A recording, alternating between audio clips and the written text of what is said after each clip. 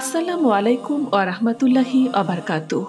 ইতিহাস নিয়ে ইকরা বাংলার আয়োজন হিস্ট্রি অব দ্য ডেতে সবাইকে স্বাগত। আজ আমরা ইতিহাসের পাতার 11 ফেব্রুয়ারি নিয়ে কিছু জানব। 1556 সালের এই দিনে সম্রাট আকবর সিংহাসনে আরোহণ করেন। 1978 সালের আজকের দিনে চীন অ্যারিস্টটল, শেক্সপিয়ার এবং ডিকেন্সের উপর গবেষণা কর্ম নিষিদ্ধ ঘোষণা করে। 1972 সালের এই দিনে বাংলাদেশকে স্বীকৃতি দেয় লুক্সেমবার্গ, নেদারল্যান্ড, বেলজিয়াম ও আয়ারল্যান্ড।